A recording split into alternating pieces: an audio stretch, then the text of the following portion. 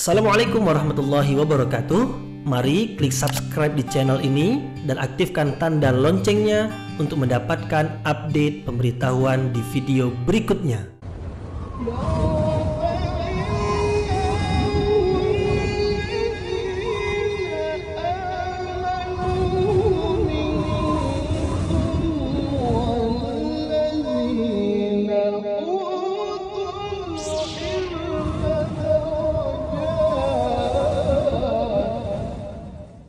A'udzubillahiminasyaitonirrajim. Bismillahirrahmanirrahim.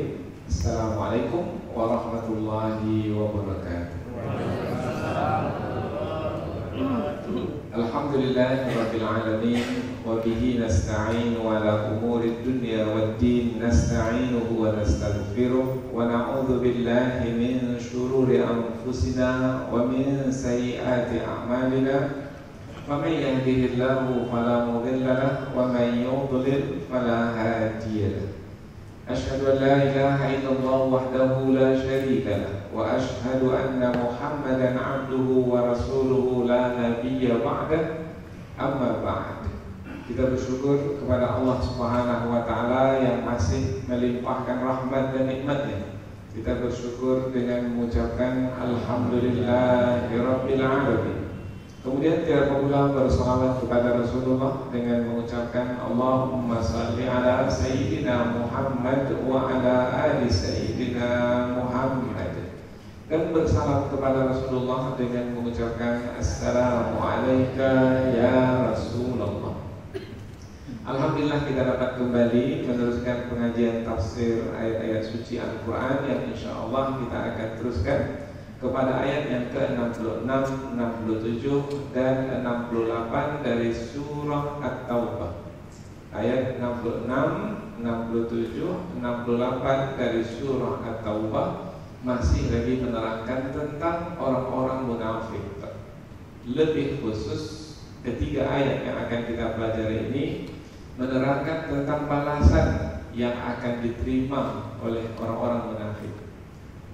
Allah telah menetapkan bahwasanya balasan yang akan diterima oleh orang-orang munafik karena kemunafikan mereka, karena perbuatan mereka yaitu berbohong, menipu, memperdaya orang-orang beriman, maka yang akan mereka terima adalah laknat Allah. Laknat maknanya dijauhkan dari rahmat. Mereka tidak akan mendapatkan rahmat Allah. Jadi hidup mereka ketika di dunia ini sengsara. Sebenarnya batin mereka, hati mereka, jiwa mereka itu menderita karena Allah tidak memberikan rahmat. Maka hidup mereka sengsara sampai mereka mati. Setelah kematian begitu juga, karena mereka dijauhkan dari rahmat, maka yang mereka terima ada siksa. Karena apabila manusia tidak mendapat rahmat, rahmat itu yang menyenangkan. Apabila dijauhkan dari rahmat, maka mereka menjadi susah. Kesusahan itu adalah siksaan, azab. Nah, setelah kematian balasan. Maka balasan yang mereka terima adalah siksaan-siksaan sampai hari berbangkit. Dan nanti di hari akhirat mereka akan dimasukkan ke dalam neraka jahanam, dan mereka akan kekal berada di sana selama-lamanya. Adzabum muqim.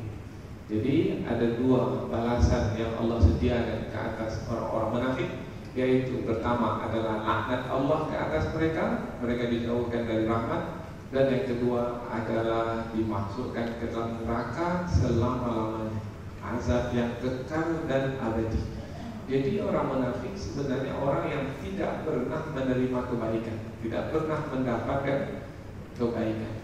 Jadi yang mereka jalani dalam hidup ini sekarang dan sampai kapanpun adalah keburukan-keburukan. Dilaknat oleh Allah dan disiksa oleh Allah. Hidup mereka menderita di dunia, menderita di akhirat. Maka dari tiga ayat ini bisa menjadi pelajaran bagi kita. Mudah-mudahan Allah Subhanahu wa taala melindungi kita dari sifat-sifat kemunafikan.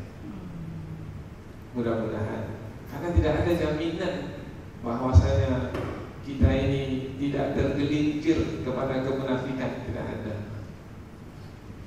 Karena hati manusia itu berbolak balik. Mudah-mudahan Allah tetapkan hati kita dalam ketaatan kepadanya, sehingga tetap beriman kepada Allah, terus senantiasa bertambah keimanan kita, bertambah juga keteguhan keyakinan kepada Allah Subhanahu wa taala, sampailah kita menutup usia. Yusabbitullahu alladhina amanu bil qawli tsabiti fil hayatid dunya wa fil akhirah. Mudah-mudahan Allah mengokohkan hidup kita ini dengan perkataan yang kokoh. Perkataan yang kokoh yaitu perkataan la ilaha illallah. Iman yang sebenarnya, iman yang sejati, bukan iman yang palsu seperti orang-orang munafik sehingga berbohong, dan yang mereka kejar adalah kepentingan duniawi, mengikuti kehendak hawa nafsu. Mudah-mudahan Allah pelihara, Allah jaga hati kita sehingga tidak tergelincir, tidak terbolak-balik ke kemunafikan, sampailah kita menutup usia dengan husnul khatimah. Jadi ayat-ayat ini menjadi peringatan bagi kita. Peringatan, mudah-mudahan kita menjadi berhati-hati dan berwaspada dari apa saja yang bisa membawa kita kepada kemunafikan, yang menyeret kita kepada kemunafikan. Di dalam hadis Nabi disebutkan tanda-tanda orang munafik itu adalah apabila berbicara bohong, apabila berjanji mengingkari janji, dan apabila diberi amanah kepercayaan dia berkhianat. Maka mudah-mudahan insyaallah Allah jauhkan kita dari sifat-sifat kemunafikan.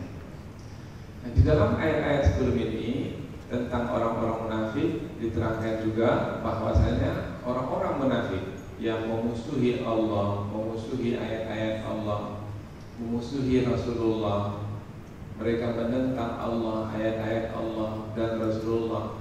Mereka sangat takut sekali. Takut apabila ada ayat turun kepada Rasulullah menerangkan tentang apa yang mereka sembunyikan dalam hati mereka.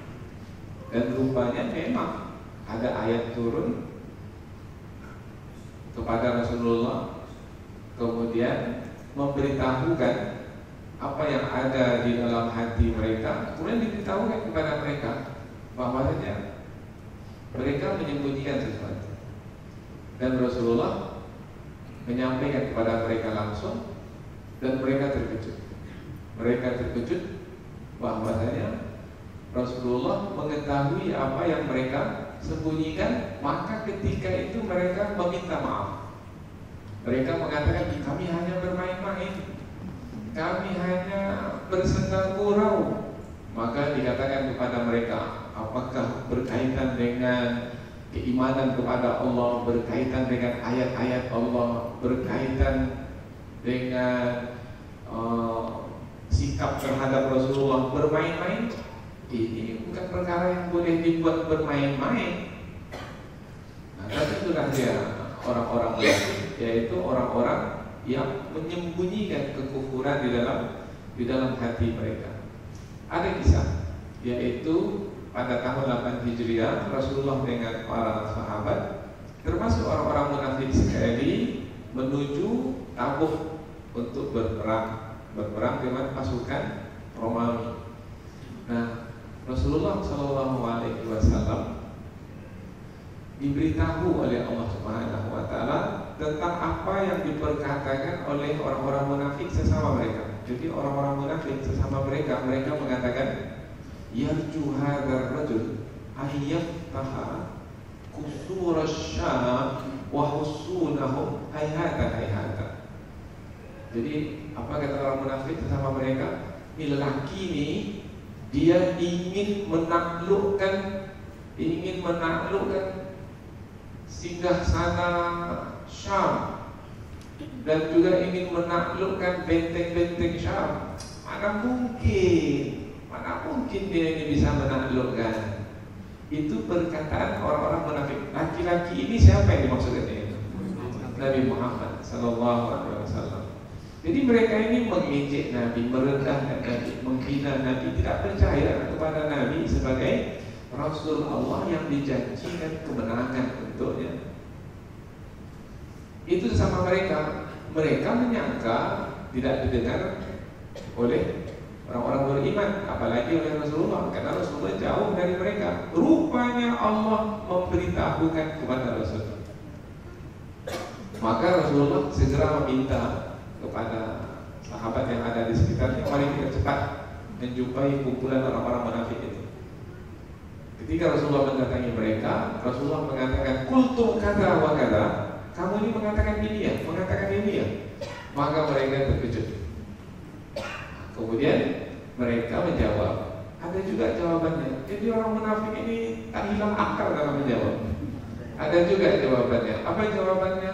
Kami ini bermain-main ya Rasul. Kami ini hanya bersedang gurau saja.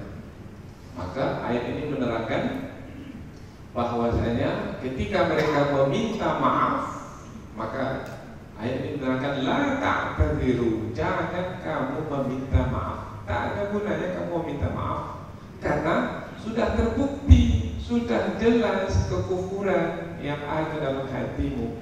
Dan kalaupun kamu di mulut menyatakan beriman dengan perkataan mengatakan beriman, tetapi itu hanyalah tipuan, bohongan, yaitu untuk menipu orang-orang beriman. Jadi ayat yang akan kita pelajari ini ada hubungan dengan ayat sebelum ini, khususnya dalam kejadian ketika pasukan umat Islam, termasuk ada orang-orang munafik di dalamnya, menuju Tabuk untuk berperang melawan pasukan Romawi. Jadi Allah Subhanahu wa taala tidak membiarkan orang-orang beriman dikuasai oleh orang-orang munafik. Tapi sepanjang zaman Allah Subhanahu wa taala bersama orang-orang beriman untuk menguasai dan menundukkan orang-orang munafik. Jadi orang munafik itu tak pernah kuat, tak pernah menang apabila berhadapan dengan orang-orang beriman. Kemudian apabila perbuatan mereka itu sangat buruk dan tercela sekali, yaitu mengkeji, menghina Rasul, karena kemunafikan mereka yang seperti itu, maka mereka disebut sebagai orang-orang yang fasik. Orang yang fasik adalah orang yang sudah terkeluar dari agama Islam. Sudah bukan lagi boleh disebut orang-orang yang beriman, tidak, atau umat Islam, tidak. Maka Allah menyediakan untuk mereka ini laknatnya dan juga siksanya. Laknatnya dijauhkan dari rahmat, siksanya dimasukkan ke dalam neraka. Inilah 3 ayat yang akan kita pelajari dan kaitannya dengan ayat-ayat sebelumnya, yaitu masih lagi menerangkan tentang orang-orang munafik. Selanjutnya kita akan pindah ke tafsir ayat, namun terlebih dahulu kita akan membacanya, kemudian kita akan terjemahkan secara harfiah. Membacanya, mudah-mudahan kita mendapat pahala dari setiap huruf yang kita baca. Kemudian nanti apabila kita menerjemahkan secara harfiah, supaya kita lebih dekat lagi dengan ayat, sehingga ketika tafsir nanti kita ikuti, kita akan lebih mudah memahami kandungan ayat dan akan lebih mudah juga memetik pelajaran yang ada dalam ayat-ayat. Allah Subhanahu wa taala berfirman, A'udzu billahi minasyaitonir rajim. Bismillahirrahmanirrahim. La ta'tadiru qad kafartum ba'da imanikum in na'fu an ta'ifatin minkum nu'adzib ta'ifatan bi'annahum kanu mujrimin. Al-munafiquna wal-munafiqatu ba'duhum min ba'd ya'muruna bil munkari wa yanhauna 'anil ma'ruf wa yaqbiduna aydiyahum nasullaha fanasiyahum innal munafiqina humul fasiqun Wa'adallahu al-munafiqina wal-munafiqati wal-kuffara nara jahannama khalidina fiha hiya hasbuhum wa la'anahumullah wa lahum 'adzabun muqim. Allah berfirman, la ta'tadiru, jangan kamu meminta maaf. Makna di sini tak ada gunanya kamu meminta maaf, wahai orang-orang munafik. Kan tadi orang-orang munafik kan minta maaf. Kami hanya bermain-main ya Rasul, bersenda gurau, maafkan kami. Tak ada gunanya kamu meminta maaf. Qad kafartum, karena kamu telah kafir, yaitu perkataan yang kamu keluarkan itu sudah bukti kekufuranmu. Tidak mengagungkan Allah dan ayat-ayatnya, dan juga tidak mengagungkan Rasulullah.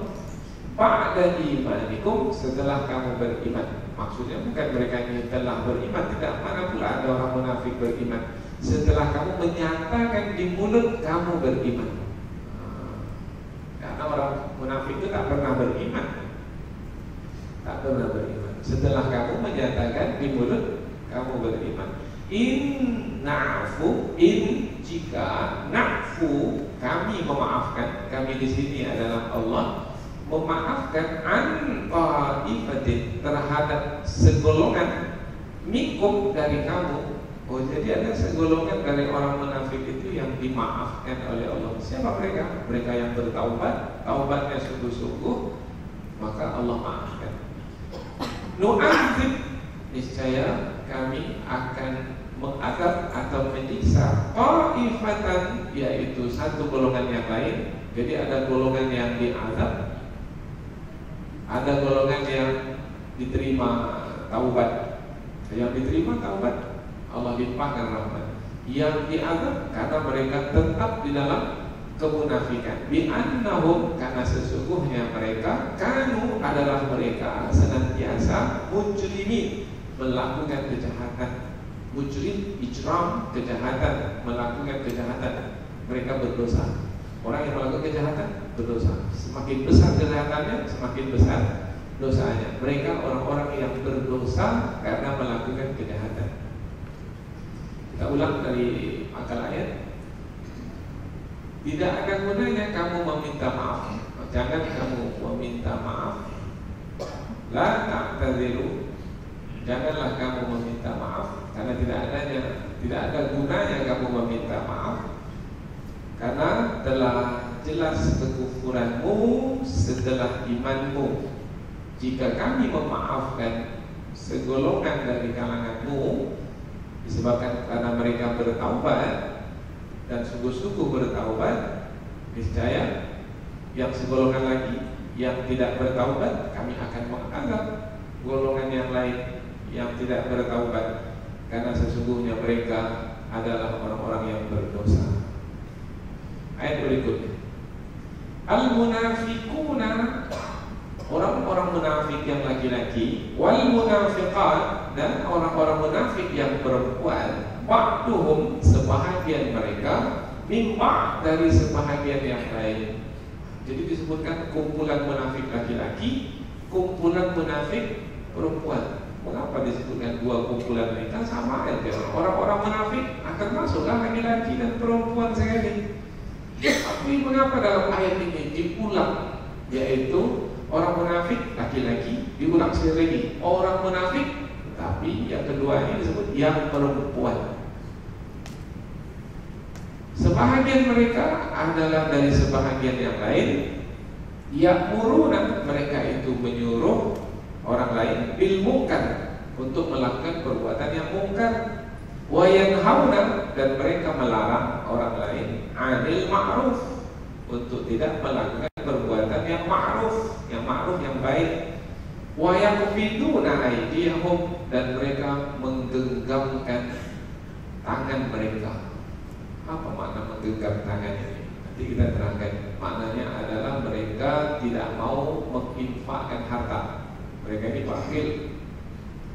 Nasullah, mereka itu melupakan Allah. Fanasiyahum, maka Allah melupakan mereka. Inna innal munafiqin, sesungguhnya orang-orang munafik itu mereka itu al-fasikun, orang-orang yang fasik. Fasik maknanya yang keluar dari Islam. Kita ulang dari pangkal ayat. Orang-orang munafik laki-laki dan orang-orang munafik perempuan, sebahagian mereka adalah dari sebahagian yang lain. Mereka menyuruh orang lain untuk berbuat kemungkaran dan melarang orang lain dari melakukan kebaikan, dan mereka menggenggamkan tangan mereka melupakan Allah, maka Allah melupakan mereka. Sesungguhnya orang-orang munafik itu mereka itulah orang-orang fasik. Ayat berikutnya, wa'adallahul munafiqina wal munafiqati wal kuffar. Wa'ada, mengancam. Allah mengancam siapa? Al-munafiqin, orang-orang munafik laki-laki, wal munafiqat, dan orang-orang munafik perempuan, wal kuffar, dan juga mengancam orang-orang kafir. Dengan apa ancaman Allah? Nara, api neraka, jahannam. Api neraka, yang api itu disebut dengan api jahannam, neraka jahannam. Khalidina fiha, mereka kekal di dalamnya. Dia hasbuhum, cukuplah neraka itu bagi mereka.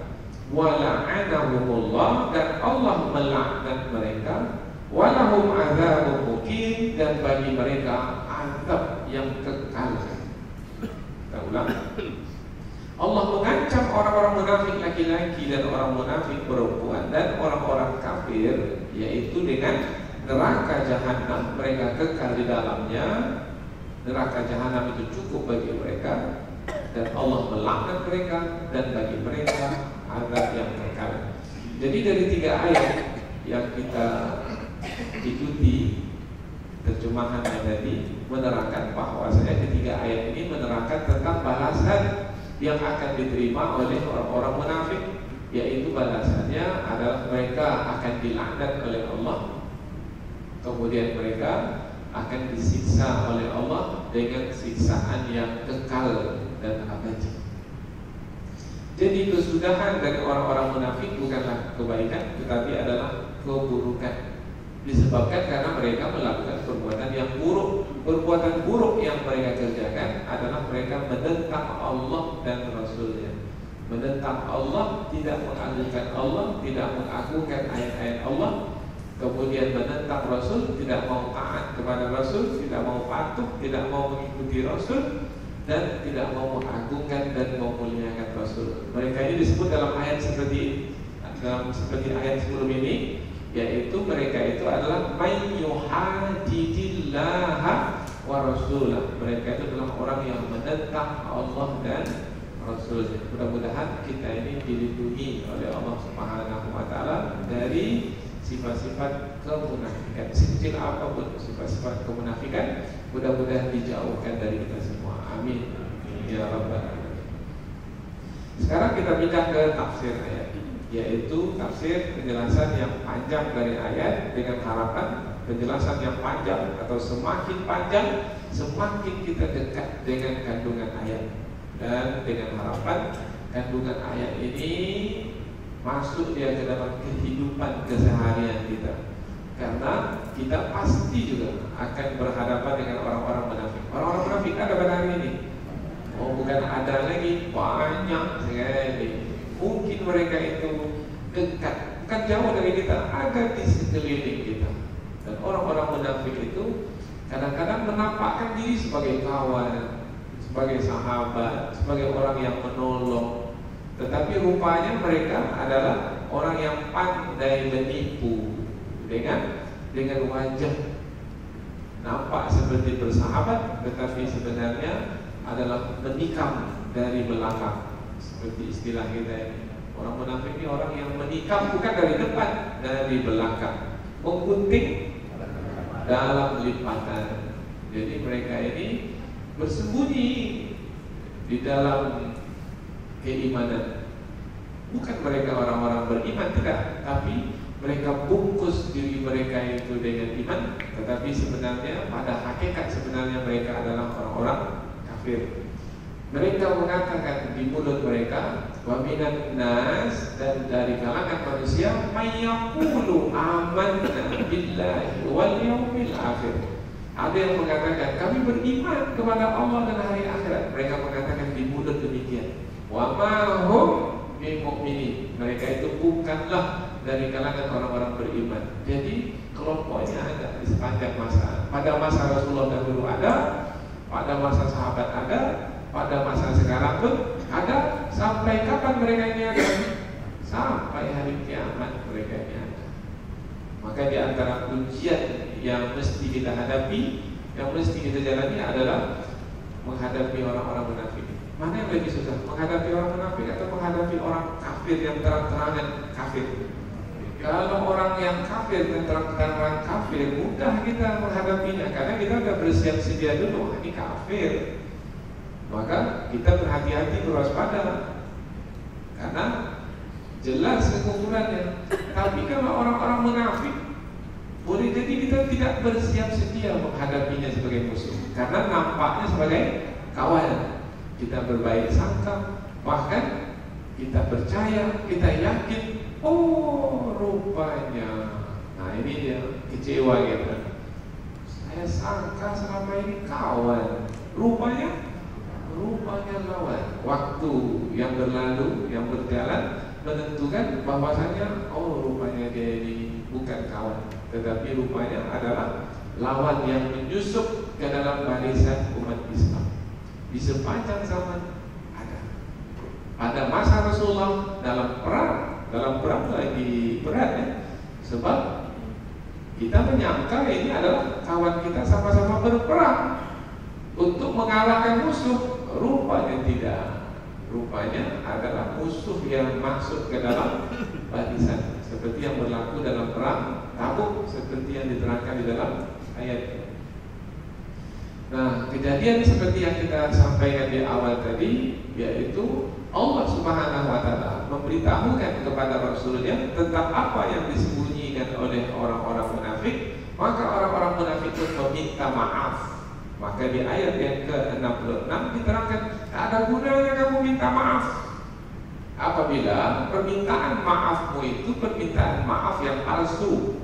Yang palsu itu maknanya yang bermain-main, tidak sungguh-sungguh, tidak datang dari hati yang ikhlas, karena takut nanti akan disiksa, akan diberi hukuman, akan diberi sanksi. Maka takut nanti akan diberi sanksi oleh Rasulullah, maka mereka meminta maaf dengan mengatakan kami hanya bermain-main ya Rasul.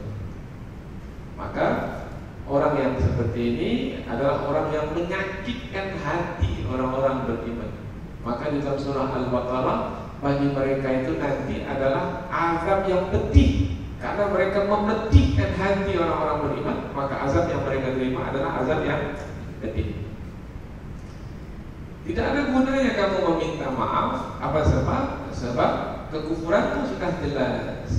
Dari mana jelasnya kekufuran? Karena ayat turun menerangkan tentang apa yang ada dalam hati mereka. Apakah imanikum, setelah imanmu? Apakah mereka pernah beriman? Sudah kita terangkan belum? Tak pernah mereka beriman.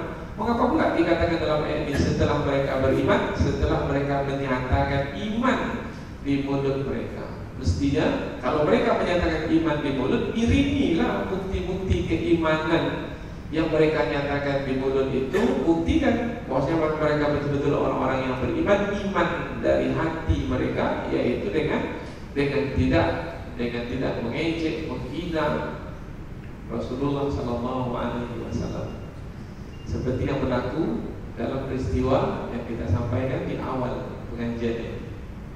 Kemudian Allah lanjutkan, inna'fu an qa'ifatin minkum, jika kami memaafkan segolongan dari kamu.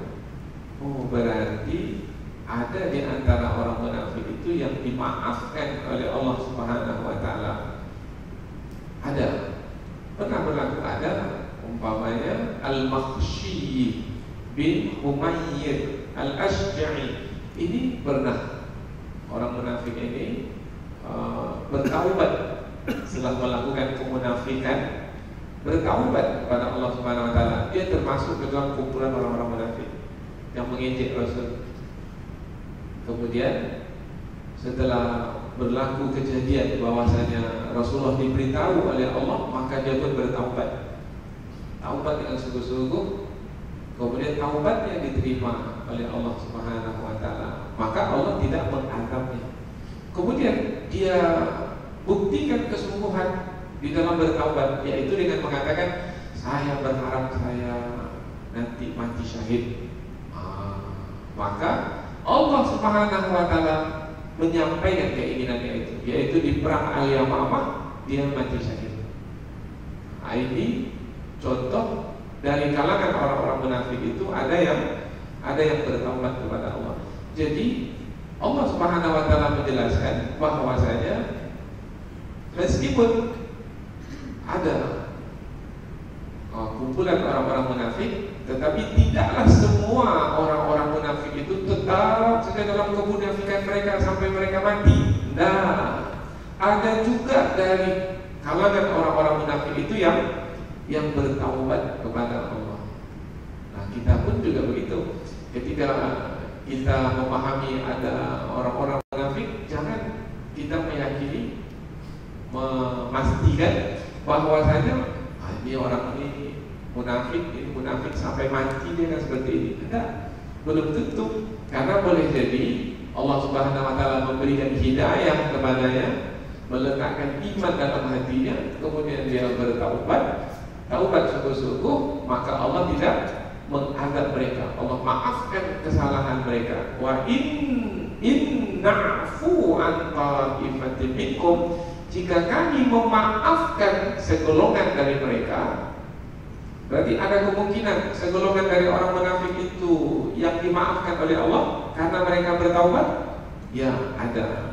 Tetapi Allah juga menjelaskan, nu'adzib ta'ifatan bi'annahum kanu mujrimin. Niscaya kalau ada satu golongan yang kami maafkan, tetapi karena mereka bertaubat, tetapi yang tidak bertaubat, niscaya kami akan menganggap segolongan yang tidak bertaubat, yang tetap di dalam kemunafikan, karena sesungguhnya mereka itu adalah orang-orang yang mujrimin maknanya orang yang melakukan kejahatan. Dan kejahatan yang mereka lakukan bukan kejahatan kecil, kejahatan besar, karena menentang Allah, menentang ayat-ayat Allah. Ayat-ayat Allah ini tak benar, ayat-ayat Allah ini. Kalau sekarang ini pernah kita dengar beberapa hari yang lalu, ini ayat Allah ini tak sesuai lagi dengan zaman sekarang. Beberapa hari yang lalu. Nah, dan dia bukan sembarang orang. Dia berpendidikan agama, mengajarkan agama. Mengajarkan agama bukan di sekolah menengah, di perguruan tinggi. Kemudian berada di lembaga organisasi Islam, tapi mengatakan ayat ini sudah tidak sesuai lagi pada zaman sekarang ini. Mengatakan kadaluarsa.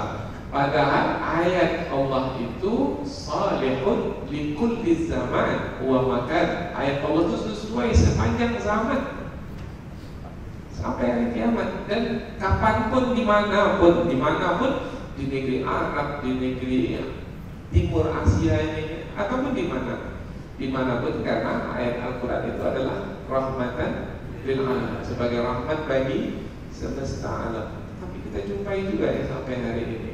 Jadi apa-apa yang berlaku, kejadian-kejadian yang terjadi di tengah masyarakat membuktikan kebenaran apa yang disebutkan di dalam ayat-ayat Al-Quran. Ini orangnya adalah orang yang mujrim, orang yang melakukan kejahatan karena menentang Allah, menentang ayat-ayat Allah yang benar, kebenaran ayat-ayat Allah, dan menentang Rasulullah Sallallahu Alaihi Wasallam. Pada hari ini Rasulullah sudah tidak ada lagi, maka menentang Rasulullah adalah menentang hadis-hadis Rasulullah yang sahih. Rasulullah bersabda, sabda Rasulullah benar karena sudah diteliti dari periwayatan yang memang sabda Rasulullah yang benar, tapi mengatakan ini hadis Rasulullah ini tak terpakai lagi zaman sekarang. Ini namanya menentang Rasulullah Sallallahu Alaihi Wasallam. Padahal Rasulullah seorang Rasul yang diutus di akhir zaman. Tidak ada lagi Nabi setelah itu, berarti ajaran Nabi Muhammad yang disampaikan Nabi Muhammad adalah sesuai sampai akhir zaman. Mereka ini adalah orang-orang yang mujrim, orang-orang yang jahat. Apa sebab? Kejahatan yang paling besar itu adalah menentang kebenaran. Kalau kebenaran sudah ditentang, kebenaran tidak akan diikuti lagi, kebenaran akan dijauhkan, akan diabaikan. Lalu apa yang akan diikuti oleh manusia? Kalau bukan kebenaran, maka kebatilan yang akan diikuti oleh manusia, kesesatan yang akan diikuti oleh manusia. Kalau manusia mengikuti kesesatan, apa yang akan berlaku? Kerusakan, kekacauan, dan mungkin juga akan berlaku keburukan-keburukan, yaitu perpecahan, permusuhan, dan lain sebagainya. Maka manusia menjadi sengsara apabila kebenaran itu diabaikan, diketepikan, dipinggirkan, ditinggalkan, bahkan diingkari, dikeji, dan dihina. Itulah sebabnya kita berjuang. Bagaimana mengetahui kebenaran? Itu perjuangan, menuntut ilmu. Dan yang kedua, setelah dapat kebenaran tersebut dengan menuntut ilmu, kita sampaikan pula. Ketika menyampaikannya ada yang menolak, kita perjuangkan kebenaran tersebut. Tujuannya adalah supaya manusia mendapatkan kebaikan. Karena kebaikan manusia adalah ketika mengikuti kebenaran. Berpaling dari kebenaran, kesengsaraan. Wa man a'rada an dzikri fa inna lahu ma'isyatan dhanka wa nahsyuruhu yaumal qiyamati a'ma. Barang siapa yang berpaling dari peringatanku, maka baginya kehidupan yang sempit, dan Allah nanti akan membangkitkannya dalam keadaan buta. Nah, ini ayat yang menerangkan tentang kebenaran mesti diikuti apabila kita ingin mendapatkan kebaikan. Ayat berikutnya, al-munafiquna wal munafiqat ba'duhum min ba'd. Orang munafik laki-laki dan orang munafik perempuan, sebahagian mereka adalah bahagian dari sebahagian yang lain. Maksudnya di sini adalah baik itu orang-orang munafik itu laki-laki, jenisnya laki-laki, ataupun perempuan, jenisnya perempuan, mereka itu sama saja. Apa yang dibuat oleh yang laki-laki, apa yang dibuat oleh yang perempuan, sama saja. Kalau mereka itu dari kalangan orang-orang munafik, apa yang mereka berbuat, laki-laki dan perempuan, yaitu sama-sama menyuruh orang lain untuk melakukan kemungkaran. Mestinya menyuruh orang lain untuk melakukan al-ma'ruf, kebaikan. Tapi ini tidak sebaliknya. Laki-laki melakukan yang seperti itu, perempuan yang melakukan seperti itu juga dari kalangan orang-orang munafik.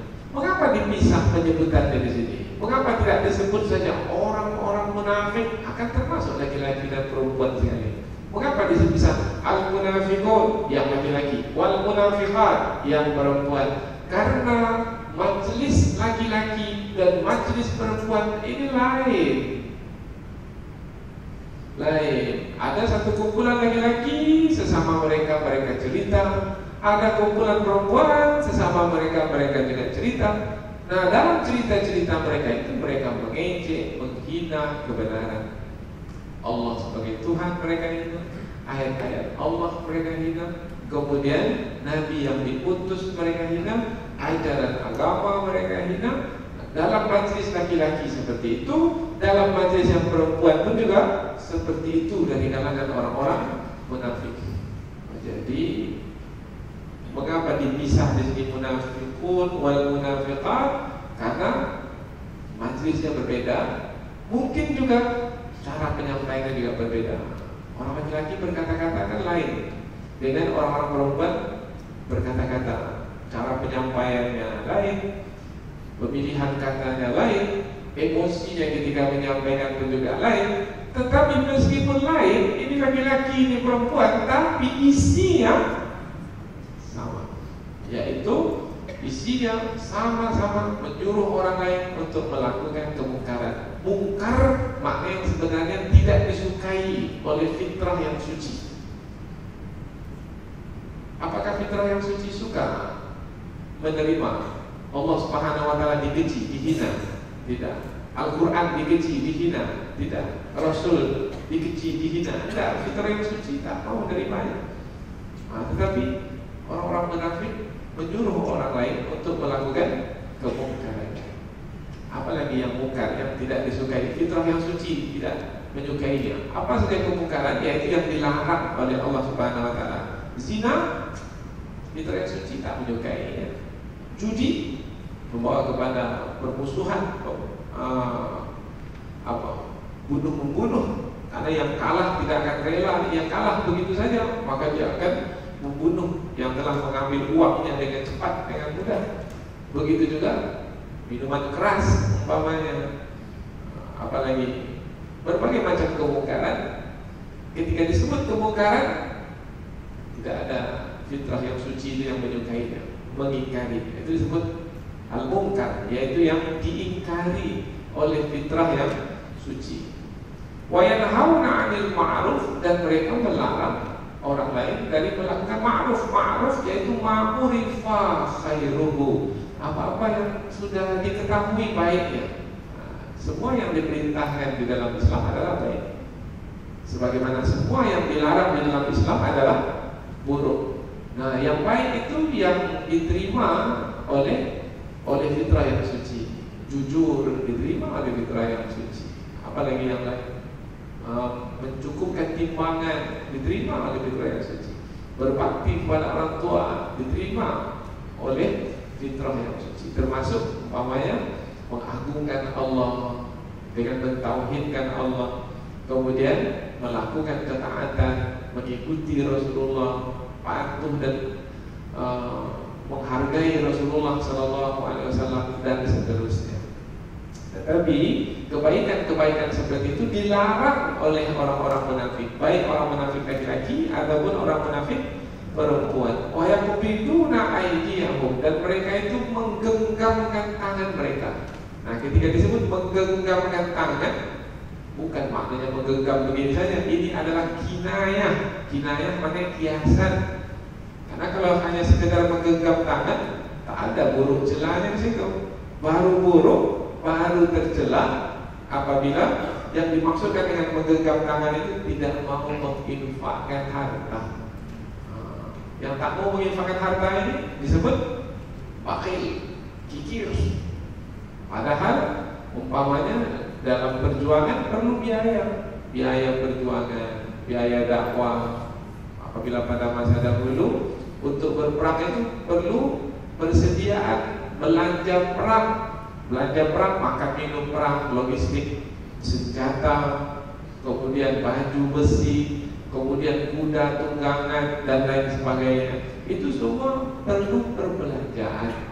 Nah, orang yang memiliki harta semestinya adalah memberikan hartanya, menginfakkan harta. Menginfakkan harta, bagaimana tangan kita ini menginfakkan harta? Kita ulurkan tangan, mengulurkan tangan ini, memanjangkan tangan ini, mengulurkannya, ini namanya pemurah. Tapi kalau menggenggamnya, ini namanya bakhil, orang yang menahan hartanya. Maka dalam bahasa Arab kata yaqbid, menggenggam, bermakna dia tak mau melepaskan apa yang sudah dia miliki. Kalau yubsid, maknanya dia buka apa yang dia miliki, dia berikan. Jadi orang yang pemurah, orang yang mengulurkan harta pada orang lain, dan orang yang bakhil adalah orang yang menahan harta. Padahal sebenarnya harta yang kita miliki itu sebenarnya adalah pemberian dari Allah sebagai ujian. Tapi manusia karena ketamakan, karena hawa nafsu, maka dia halang. Semestinya ia memahami ia adalah ujian dari Allah, kehendak Allah yang memberi itu, berikan hartamu itu, karena hartamu itu diperlukan dalam perjuangan. Tetapi dia abaikan kehendak Allah, yang ia ikuti adalah kehendak dirinya sendiri. Orang yang seperti ini orang yang tidak mengagungkan Allah Subhanahu wa taala, orang yang menyombongkan diri, tak tahu diri. Harta yang dimiliki itu dari Allah, tapi dia pula yang membuat keputusan dengan hawa nafsu dan mengabaikan apa yang Allah kehendaki sebagai yang memberi kepadanya. Nah, orang yang seperti ini orang yang tidak tahu diri. Maka orang yang sombong seperti ini, orang yang bakhil, tidak akan pernah beruntung di dalam hidup. Pernah tidak melihat orang yang bakhil itu kaya? Tidak. Sebentar aja harta itu banyak di tangannya. Biasanya orang yang bakhil ini cepat sekali bangkrutnya, cepat sekali jatuhnya. Siapa dulu yang sombong, yang harta banyak melimpah di tangannya, sampai kunci-kunci gudangnya pun tak mampu dibawa oleh orang yang kuat sekalipun. Lakanu bil usbati ulil quwwah wa inna mafatihahu, kunci-kunci gudangnya itu lakanu bil usbati, tak mampu dipikul oleh orang yang kuat. Kunci gudangnya berarti banyak, tak mampu dipikul oleh orang yang kuat sekalipun. Tapi bagaimana kesudahan Qarun yang memiliki harta yang banyak? Allah benamkan dia dan istananya sekali ke dalam bumi. Fakhasafna bihi wa bidarihi al-ard fama kana lahu min fi'ati yansurunahu wa ma kana minal muntasirin. Maka kami benamkan dia dan istananya sekali, dan tidaklah dia termasuk ke dalam golongan orang-orang yang ditolong oleh Allah Subhanahu wa taala. Bagaimana kesudahan orang yang menggenggamkan tangan yang bakhil, tidak mau memberi? Kehancuran, kebinasaan. Begitu juga orang-orang munafik dengan sifat bakhilnya itu, mereka ini akan dijauhkan oleh Allah dari rahmatnya, dilaknat, dan mereka akan mendapatkan azab yang pedih. Kemudian Allah berikan penjelasan tambahan sebagai penegasan. Nasullah, ini sebagai penegasan. Mereka melupakan Allah. Makna melupakan Allah itu maknanya mereka tidak mau melakukan ketaatan seperti yang Allah perintahkan. Menyuruh orang lain berbuat baik, tidak. Mencegah orang lain dari melakukan kemungkaran, tidak. Bahkan sebaliknya, kemudian memberi harta yang Allah beri kepadanya, tidak. Mereka bakhil, menahannya. Mereka melupakan Allah dan tidak melakukan ketaatan, maka Allah pun melupakan mereka. Mereka melupakan Allah, Allah pun melupakan mereka. Ini namanya al-jaza min jinsil amal. Balasan sesuai dengan amal. Balasan mereka melupakan perbuatan mereka melupakan Allah. Balasan mereka, Allah melupakan mereka. Apa makna Allah melupakan mereka? Allah tidak memberikan rahmat kepada mereka. Allah meninggalkan mereka. Kalau manusia sudah ditinggalkan oleh Allah, bagaimana? Kekuatan badan Allah tak berikan, jadi lemah. Kekuatan pikiran Allah tak berikan, jadi bodoh. Kekuatan jiwa Allah tak berikan, jadi penakut, jadi gelisah, jadi bimbang, jadi ragu-ragu, jadi sengsara karena Allah tidak memberikan rahmat kepadanya. Jadi makna Allah melupakan mereka, Allah meninggalkan mereka. Innal munafiqina humul fasiqun, dan sesungguhnya orang-orang munafik itu adalah orang-orang yang fasik. Fasik maknanya secara bahasa terkelupas. Tadi kita menyebut orang yang fasik, orang yang terkeluar dari agama Islam. Sebenarnya maknanya adalah terkelupas. Fasikal kishru minal burtukal. Kulit limau itu, kulit jeruk itu terkelupas dari isinya. Tadi kan kulit jeruk itu kan ada di isinya. Fasik, maknanya fasik, kulitnya fasik, maknanya kulitnya terkelupas. Sekarang tinggal isinya lagi, kulitnya sudah terkelupas, sudah lepas dari isinya. Orang yang fasik tadinya sepertinya berada di tengah-tengah orang beriman, orang-orang munafik. Tadinya seperti berada di tengah-tengah orang beriman, bersama dengan orang-orang beriman. Tetapi apabila sudah fasik, karena kemunafikan yang mereka perbuat, maka mereka itu terkeluar, terlepas dari kumpulan orang-orang beriman. Maka apakah mereka itu masih disebut orang-orang beriman? Tidak. Maka nanti tempat mereka ayat berikutnya. Kalau orang-orang beriman itu di dalam surga, maka orang-orang munafik di dalam neraka, karena mereka itu sudah terpisah dari orang-orang beriman. Ayat berikutnya, ayat yang ketiga, ayat yang terakhir, wa'adallahul munafiqina wal munafiqati wal kuffar. Allah mengancam orang-orang munafik laki-laki, orang munafik perempuan, dan orang-orang kafir. Allah mengancam. Dengan apa Allah ancam? Dengan neraka jahannam, dengan neraka jahannam. Sebenarnya kalau kita lihat kata wa'ada yang ada di pangkal ayat, maknanya sebenarnya bukan mengancam. Au'ada baru mengancam. Au'ada, wa'id itu mengancam. Tetapi kalau wa'ada, wa'adun dari sisi bahasa sebenarnya maknanya adalah janji. Jadi wa'ada Allah menjanjikan. Allah menjanjikan untuk orang-orang munafik laki-laki, untuk orang munafik perempuan, untuk orang-orang kafir neraka jahanam. Tapi kalau kata janji kita letak di sini, tak nyaman telinga kita mendengarnya. Karena kata janji ini untuk sesuatu yang baik. Tapi mengapa Allah gunakan kata janji untuk sesuatu yang baik, tetapi sebenarnya yang dimaksudkan adalah yang buruk? Nah, ini dia pelajaran tafsir. Tujuannya adalah untuk mengkejutkan mereka, membuat mereka menjadi terkejut. Kalau disebut Allah menjanjikan untuk orang-orang munafik laki-laki, orang-orang munafik perempuan, orang-orang kafir. Kira-kira kalau orang-orang munafik itu mendengar kata Allah menjanjikan untuk mereka, apa yang mereka nanti? Yang mereka nanti adalah kebaikan-kebaikan, karena Allah menggunakan kata janji. Tiba-tiba ketika Allah memberikan kepada mereka, bukannya kebaikan yang diberikan kepada mereka, tetapi keburukan, yaitu neraka jahanam. Maka mereka menjadi terkejut. Mereka menunggu-nunggu baik yang akan kita terima, tetapi rupanya buruk. Jadi mereka nanti akan dikejutkan dengan keburukan. Ini sama seperti ayat yang lain, yaitu iyastaghitsu yughatsu bima'in kalmuhli yashwil wujuh. Ketika mereka itu meminta minum, maka mereka diberi minum.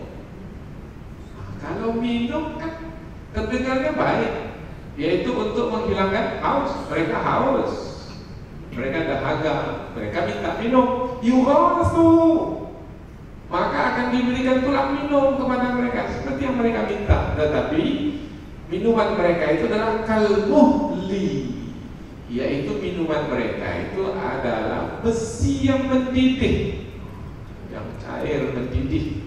Yashwil wujuh, yaitu yang akan menghanguskan kulit mereka. Mereka minta minum, diberi minum. Sepertinya kan bagus, tetapi mereka dikejutkan. Oh, bukan minuman yang biasa. Yang diberikan kepada mereka adalah siksaan. Maka ayat ini ayat untuk menerangkan bahwasanya orang-orang munafik itu menanti-nanti yang baik, tetapi yang akan mereka terima nanti mereka akan dikejutkan dengan yang buruk, yaitu yang paling buruk adalah neraka jahanam. Satu lagi, Allah mengancam mereka. Siapa? Mengancam orang-orang munafik laki-laki, munafik perempuan, dan orang-orang kafir.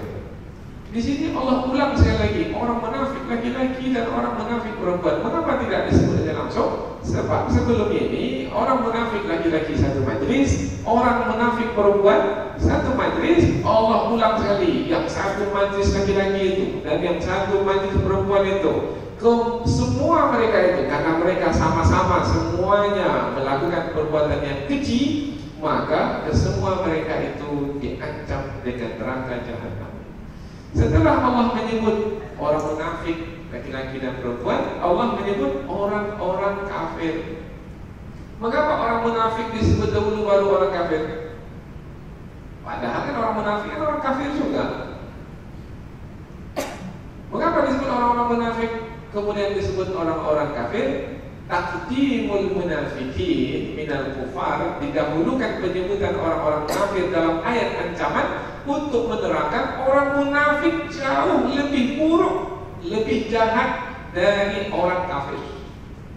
Nah, itu kita sebutkan di awal tadi. Di mana letak keburukannya?